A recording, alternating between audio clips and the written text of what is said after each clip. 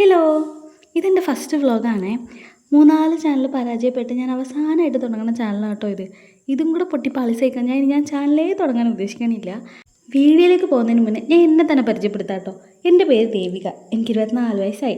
Right now ഞാനൊരു house വൈഫാണ്. കുറേ നാളായിട്ട് ഞാൻ വിചാരിക്കുന്നുണ്ട് ഒരു ലോങ് വീഡിയോ എടുക്കണം എന്നുള്ളത്. എനിക്കങ്ങനെ പൊതുവേ ഭയങ്കര മടിയുള്ള കൂട്ടത്തിലായതുകൊണ്ട് തന്നെ കുറച്ച് വീഡിയോസ് എടുക്കും, ഇതൊന്നും കംപ്ലീറ്റ് ആവണില്ല കേട്ടോ.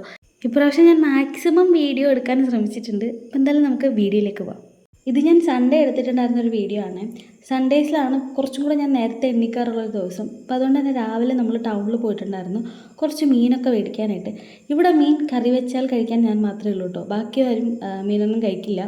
അപ്പോൾ അവർക്ക് വേണ്ടിയിട്ട് തലേദിവസം എൻ്റെ അമ്മ വീട്ടിൽ നിന്ന് കൊണ്ടുവന്ന കുറച്ച് ബീഫ് ഇരിപ്പുണ്ട്. അപ്പോൾ അത് നമുക്ക് ഉച്ചക്കത്തേക്കാക്കാം. മീനൊക്കെ മേടിച്ച് വീട്ടിൽ വന്നിട്ട് ഞാൻ രാവിലത്തെ ബ്രേക്ക്ഫാസ്റ്റ് ഉണ്ടാക്കാൻ കയറി കേട്ടോ.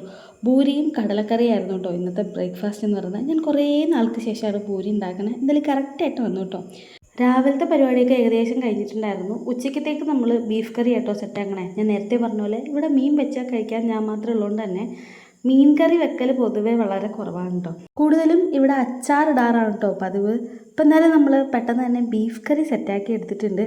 ഈ ബീഫ് കറിക്ക് പ്രത്യേകിച്ച് അങ്ങനെ റെസിപ്പി ഇല്ല കേട്ടോ. ഞാൻ കുറേ പേരുടെ യൂട്യൂബ് വീഡിയോ കണ്ട് ഈ റെസിപ്പീസൊക്കെ മിക്സ് ചെയ്തിട്ടാട്ടോ ബീഫ് കറി വെച്ചിട്ടുണ്ടായിരുന്നത്. എനിക്കിപ്പോഴും കറക്റ്റായിട്ട് ബീഫ് കറി വെക്കാനായിട്ട് അറിഞ്ഞുകൂടാ. അറിയില്ല എന്ന് പറഞ്ഞാൽ നമ്മളങ്ങനെ മാറ്റി വെക്കണം ശരിയല്ലല്ലോ. അതുകൊണ്ട് തന്നെ ഞാൻ ട്രൈ ചെയ്തുകൊണ്ടേ ഇരിക്കും കേട്ടോ. ആദ്യത്തെ 2-3 വട്ടമൊക്കെ നല്ല ഫ്ലോപ്പായിരുന്നു, എങ്കിലും കുഴപ്പമില്ല. പിന്നെ എനിക്ക് തട്ടിക്കൂട്ടി കിട്ടിയിട്ടുണ്ട്. അതിൻ്റെ കൂടെ ഞാനൊരു തോരനും കൂടെ അങ്ങ് സെറ്റാക്കി എടുത്തു കേട്ടോ. പിന്നെ രാവിലെ മേടിച്ച മീനില്ലേ, അതിൽ നിന്ന് കുറച്ചെടുത്ത് ഞാനൊരു അച്ചാറും കൂടെ ഇട്ട് വെച്ചിട്ടുണ്ട്. ഇപ്പോൾ നിങ്ങൾ വിചാരിക്കും ഞാൻ ചോറ് വെക്കാറില്ലേ എന്നുള്ളത്. ചോറ് ഞാൻ ഇൻഡക്ഷനിലോട്ടോ വെക്കണേ.